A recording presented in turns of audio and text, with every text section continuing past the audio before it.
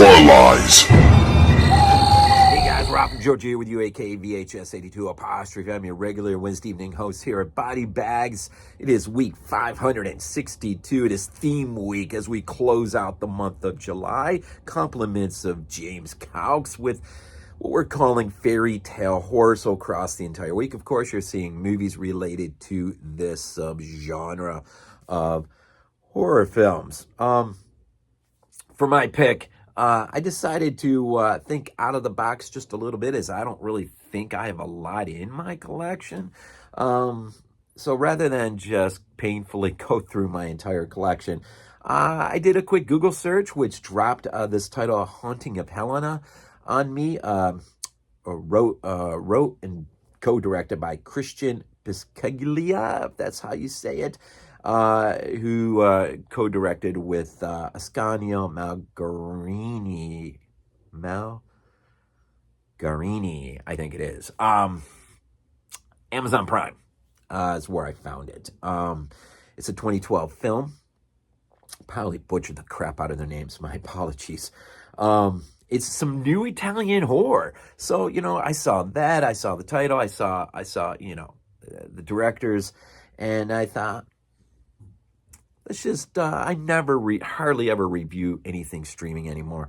I love to have that physical copy, hold it up, whatnot. But, so I checked it out. Boy, man, a week ago now or something like that. So you'll have to excuse if, the weight of the film isn't really right there, but we'll do our best. So it wasn't bad. You can only get it on DVD right now. It's like $18. That's a bit steep for this movie, but it's free on Amazon Prime to check out. There's also a Region B. I do believe it's Region B Blu-ray. That's like 34 or something like that. It is not. This movie is nowhere near worth that amount of money. I don't think. I wouldn't be paying it, but I guess I'd be taking a look at the extras first, but even then, with a movie like this, 18 is too much for a DVD. Anyways, so Italian film Haunting of Helena, also known as fairy tale, which works really perfect. Sort of uses the tooth fairy as a sort of vehicle or whatever, I guess, to drive the narrative of the plot. Really, the film revolves around three principal characters. Sophia, the mom, she is a college professor, recently divorced from Robert. An interesting character, what I really liked a lot, maybe the best part of this movie for me, maybe Jarreth J. Merz. I spent the entire movie looking at this guy whenever he's on screen and thinking, I know this guy from somewhere, and I just could not put my finger on it for the life of me until after the film. I was looking at his character in IMDb, and of course I was just like, duh, of course, Simeon of Cyrene from The Passion of the Christ. He's the one who carries the cross for Christ. Really good actor, man. I wouldn't mind seeing other movies with him in it. He had an interesting role in this as the estranged father. Helena, of course, the daughter. So, there's a lot of baggage here already just from the splitting up of the family and the divorce.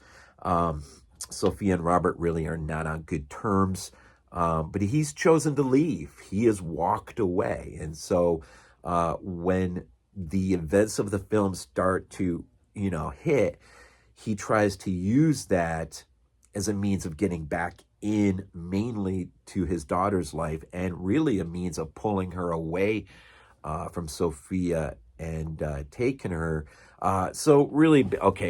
Basically what you have here, as a result of the divorce, they've moved into a new apartment building. Of course, this is set in Italy. The locations that they choose are really good. The cinematography is really, really, I think it's pretty good. It may be a bit cliche ridden. Some of the visuals are pretty good. A little creepy at times, maybe. And then it is what it is. It's nothing. I mean, I was thinking in the lead up to this, I was just thinking what this story could have been like in the hands of, say, Michele Sauvé, how he would have handled a film like this. Even somebody today, say, if this were a script that fell into the hands of Guillermo del Toro, you wonder how this would have went. I'm not trying to take much away from the director, the co-directors. I think for what they probably were working with their budget, and I didn't even check it out, but it seems like from the written page to the screen, it seems like I would be shocked if they weren't too terribly satisfied at the end of the day of getting on screen what they were shooting for. And so once they're in there, of course, Helena takes quick notice of a wardrobe that is not in the apartment, but in the complex, must be in a storage area. And she tells her mom right off the bat, I want that in my in my bedroom. And I'm not sure how all that works, but mom must have asked, and they went ahead, which is really weird. It's really weird because you got a guy as a character in this apartment complex who knows the history of this wardrobe all too well. And why this guy has allowed this wardrobe to even remain in existence defies pretty much any reasonable thought. Why this thing is even hanging around with the history that is connected. And so really what you find out in the movie is the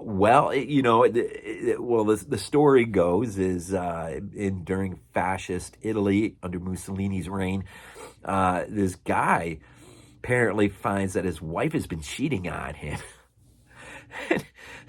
When this doesn't make sense, it makes sense later on in the movie, but in the initial laying out of the past that plagues his wardrobe, he rips her teeth out and locks her in the wardrobe until she just dies. Now, of course, her spirit resides forever. And the idea, she's like an evil, demonic tooth fairy, always searching for teeth, mainly her teeth. And so, of course, Helena becomes her prized possession and means of gaining teeth, which, some creepy elements here, but part of this might be, I'll just lay it out like this, might be sort of to throw us off a little bit in light of a twist at the end, which I wanted more of the twist. I wanted more of the movie to be the actual twist, because I thought that was more intriguing, more horrifying.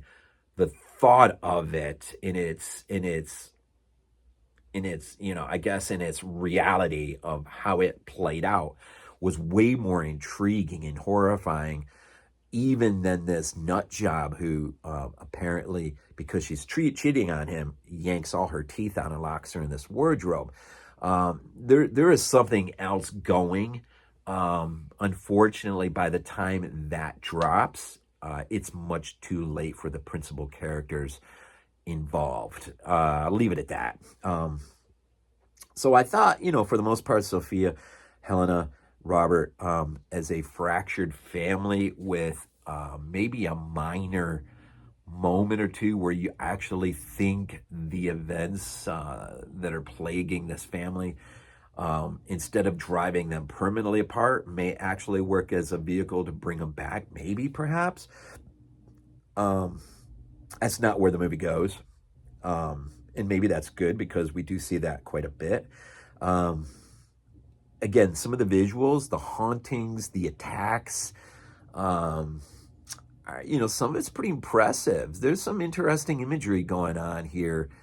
And then there are other things worked into the plot where you're sort of like, yeah, okay, I've seen that before, or I see the path we're on now.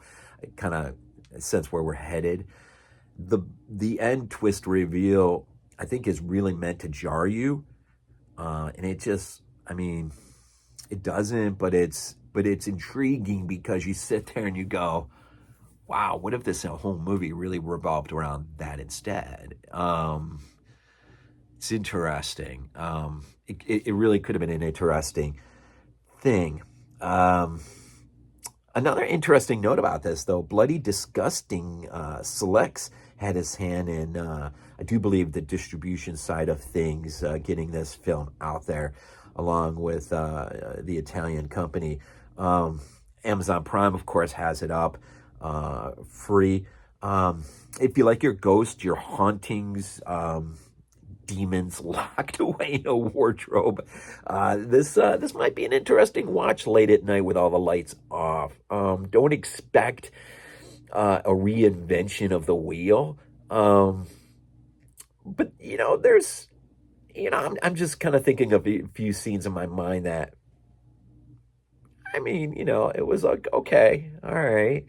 At the end of the day, like I said, nothing was everything was just sort of. Nothing was sort of brand new. It was just sort of a reinvention, I guess. Yeah. So Amazon Prime, it's up on that, and I have a hard time streaming. It's worse than looking at my collection. Sometimes I'll stand in front of my movies and I won't even know what to watch. It's way 1,000-fold worse streaming. I just click on, I just keep scanning all the icon, or the pick icons, whatever, just thumbs, whatever you want to call them. I just keep looking, and at the end of the day, I just unplug it and come downstairs and grab off something off my shelf. But this is interesting to take a look. Some new Italian horror. It's nice to know that there's some horror still coming out of Italy this late in the game. So, Haunting of Helena. It sounds somewhat intriguing. I wasn't going to give anything away to really ruin the effect. This is probably a movie that a lot of you probably have not seen yet. So I say, as long as you got Prime, check it out, man. Check it out. It might be something you really like. That can be the case. Too often people will say, they'll trash a film to no end. And so you don't go to the theater, you don't go watch it. And then like a year later, you rent it, you stream it or something, and you're like, why the heck did I not go into the theater to see this movie? This movie was awesome. I liked it. I dug it. Okay, well enough to go to see in the theater. So I'll just lay it out like that. I'm not going to spend $18 on a DVD on this, but I'm glad it was sitting there on Amazon Prime for me to watch for free. It was not a waste of an hour and a half of my life. And it was not even an hour and a half. I want to say it was an hour and 24 minutes, if I remember the runtime right. So anyways, enjoy what's left of this month as we prep for August and all that lies ahead. As always, we end these things off with Go Bills. This is not a dream. Not a dream. We might be useful to